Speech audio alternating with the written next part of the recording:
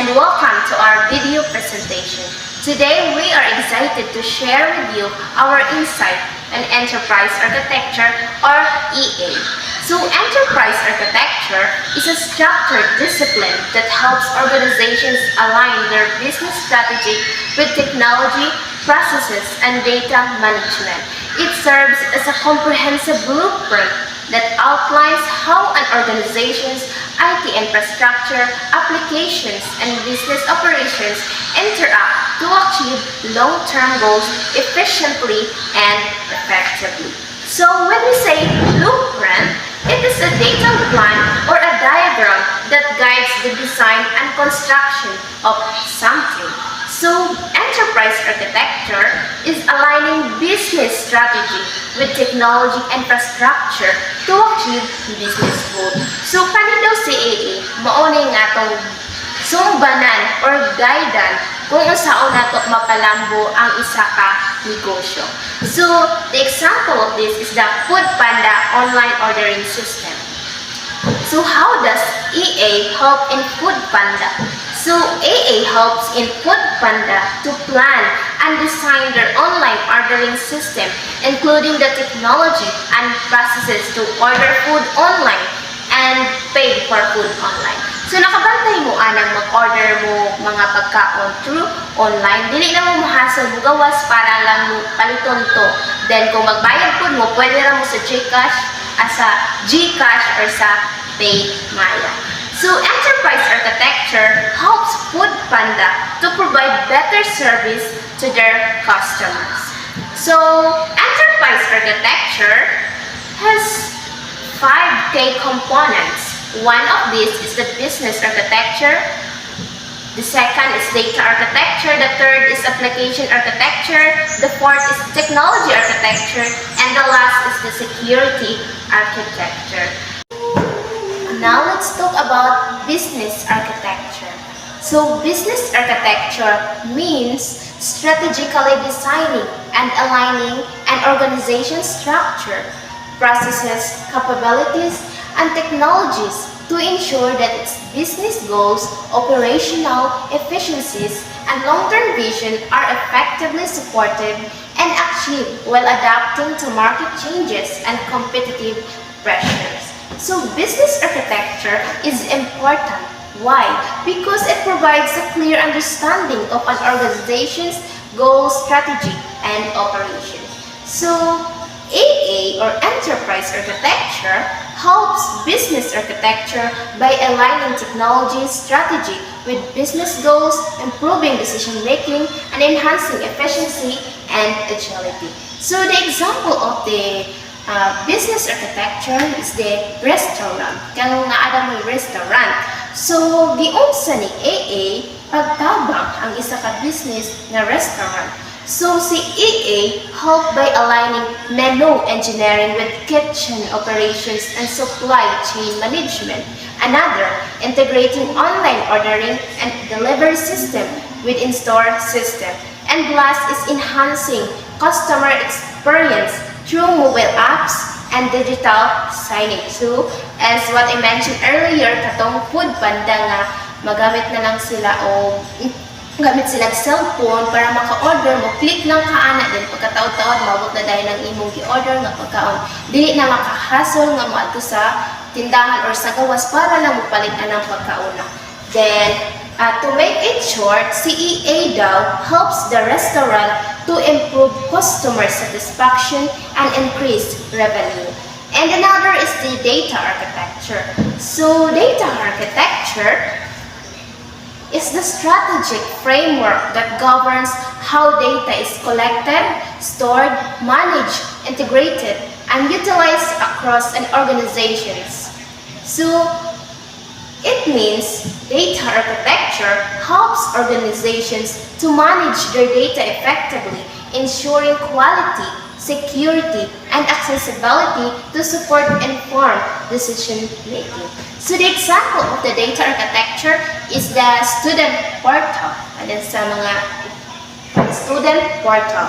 So student portal manage student data such as grade, attendance, and course schedules, and provides a secure and organized way to access and update this information. So si AA, nakatabang siya sa data architecture o nitabang siya sa student portal by integrating student data from various sources. So, example niya katong grade sa isa ka bata. Makita niyo dito sa imong arms ang imong grade pagka final term like Then another is that ensuring data consistency and accuracy across different systems. So AA or enterprise architecture helps to ensure that student data is well organized, secure, and easily accessible, improving the overall student experience. So, and the rest of the key components of the enterprise architecture, Ms. Balas will be explaining it. So now, let's talk about application architecture.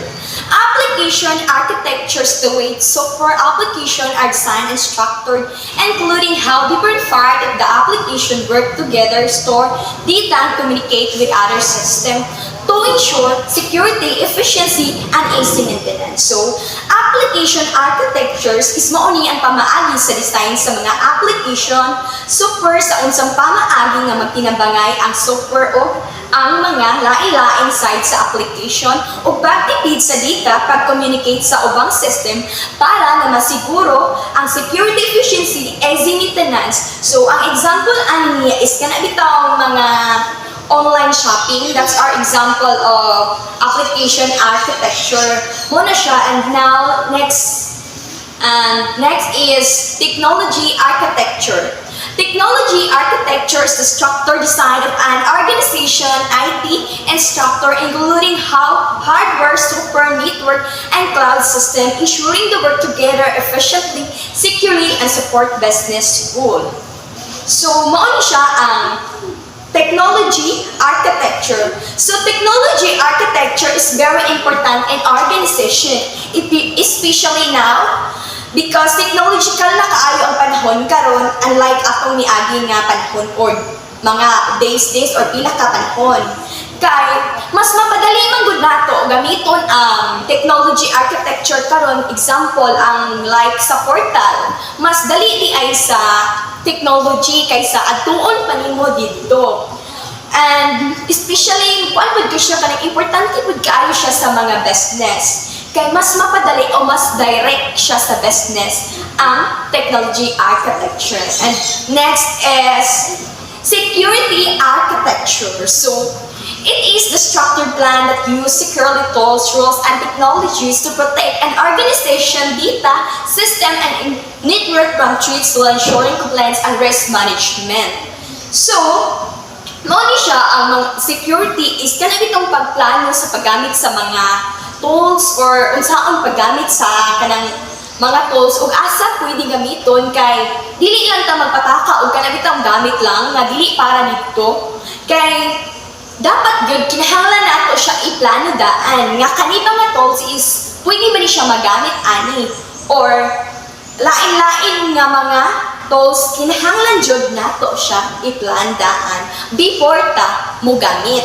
Kay naamang gud siya impact or murag na dito siya kanang ang uban man gud nga pataka lang ta og gamit kay baskin pwede na siguro ni pero dili ni na ang mas maayo nga paggamit ana para sa security. Kay makadaot din na siya sa security. So iplano sa jud imong daan before ka i-use nimo ang tools para or magkuan ka rules or saon paggamit ang mga security. And now, let's discuss the benefits of implementing AA and our organization. So number one is increase operational efficiency. So, pinahusay na kausayan sa operasyon. So, tinutulungan ng AA na bawasan ang mga paulit-ulit na proseso sa loob ng isang organisasyon. Ito ay nagdudulot ng pagtitipid sa gastos, mabilis na proseso at pinahusay sa pangkalahatang produktibidad. Number 2 is enhanced decision making. So, nagbibigay Nagbibigay ang AA ng isang istrukturadong paraan sa pagsusuri ng negosyo ng IT landscape. Nagbibigay ng data-driven na pananaw upang makabuti ang paggawa ng desisyon. Tinutulungan nito ang mga leader na suriin ang mga panganib, hulaan ang mga paparating na trend at gumawa ng mas matalinong desisyon sa pamumuhunan. So last is stronger security and risk management.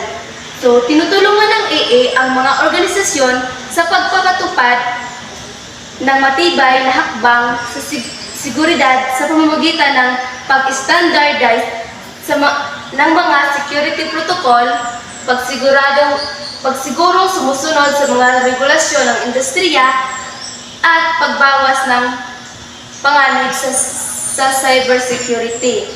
And now, let's talk about company institution that has implemented enterprise architecture.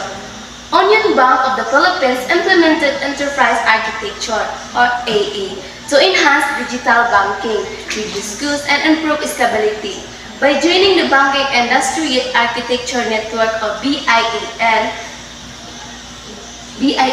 migrating to house, upgrading network with Huawei, and strengthening cybersecurity with Palo Alto Network, Onion Bank become a leader in digital banking, earning Forrester 2023 AA awarded for Asia Pacific region. So, paano nga ba nakatutulong ang AA sa Onion Bank? So, sa pamamagitan ng enterprise architecture, naging mas ligtas at mabisa ang operasyon ng Onion Bank. Nakatutulong din ito sa mas mabilis na pag-adapt sa mga makabagong teknolohiya at pagbago ng hindi isinasakripisyo ang kalidad at seguridad ng kanilang mga serbisyo. So, ang AA ay nagsilbing pundasyon para maging mas organisado, ligtas ang operasyon ng Onion Bank na nagbibigay ng mas mahusay at mabilis na serbisyo sa kanilang customer. And now, let's talk about the brainstorming activity discussion, which is ang among discuss with each our group. So, na-share tulong question about enterprise architecture and paano siya makatabang sa usa ka organization. So, number 1, why do organization need enterprise architecture? What challenges might an organization face when implementing enterprise architecture? How can AA improve to meet future business needs? So let's talk about that. Why do organization need enterprise architecture? So paunsa ba jud ay makatabang ang enterprise architecture sa usa ka organization? Just try to think, paunsa ba jud? Okay? Enterprise architecture, it aligns. So, naana sa word na aligns with business goals, improving efficiency, reducing cost, and enabling innovation. So, it standardizes processes, enhances decision-making, strengthens security and compliance, and fosters collaboration. AA also drives agility, scalability, and future readiness, helping organizations adapt to change and stay competitive. So, in short, ang enterprise architecture, muna siya usa ka way na para ang atong business someday or business na nato ma-aligns o naa siya mga goals. So, di ba? And when we build a business, so dapat dili ra jud target ang atong pangitaon. So you need to have a business goal. You need to plan before you act. So also it helps IT work better with their goals. Mo ni siya goals. It saves money, makes things run smoother, and help people work together. It also improves security and help the company grow to adapt the changes.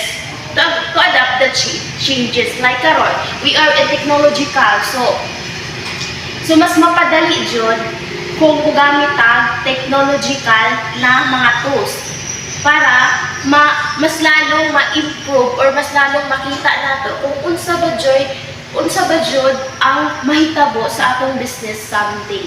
And now, let's talk about what challenges station face with implementing AA. So, unsa ba jud na kay mga challenges sa usa ka business kung ilang gamiton ang enterprise architecture. So, organization face challenges with AA due to resistance to change, lack of leadership support. From the word lack of leadership support, kanang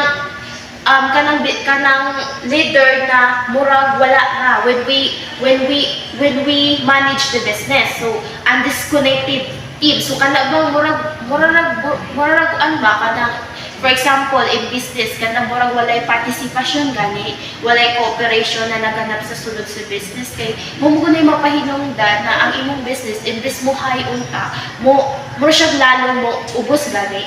So, complex systems, outdated technology, and skill gaps make implementation harder, mas lalong malisod.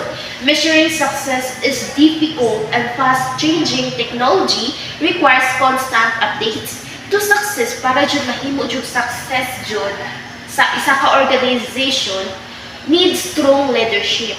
So, need strong leadership jud, clear goals, and a flexible step-by-step approach. So, for example, a company struggle with AA because people resist change. There's not enough support from leaders. And team don't work well together. Wala na sila cooperation. Old technology and lack of skills also make things hard. To succeed, they need good leadership, clear goals, and a flexible plan. And last, how can AA be improved to meet future business needs? So, paunsa ba ang AA na ma-improve nato kung sakaling maka-build ka business someday? Paunsa ba jud makatabang ang AA in business? So, to meet future business needs, enterprise architecture or AA must be flexible, technology-driven, and aligned with business goals.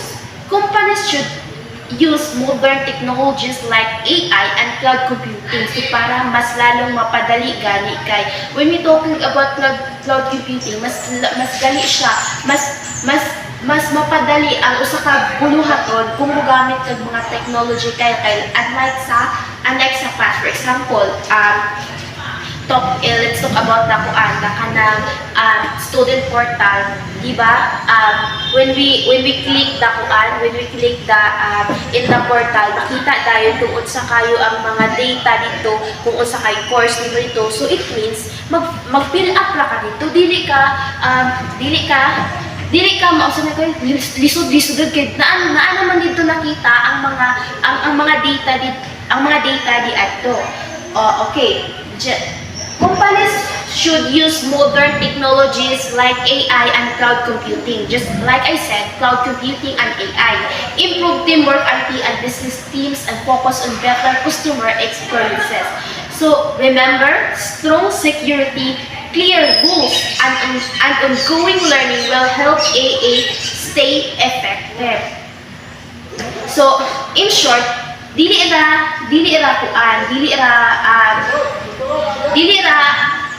action or dili ra buhat ang imong buhatonon. So you need to have kanang clear rules, or shall we say we need to have kanang business goals gani, you need para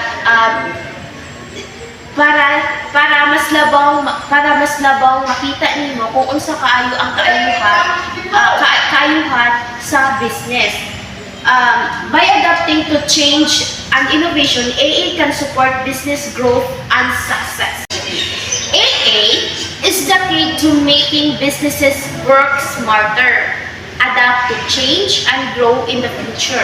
With the right leadership, remember, with the right leadership and teamwork, AA can overcome challenges and drive success.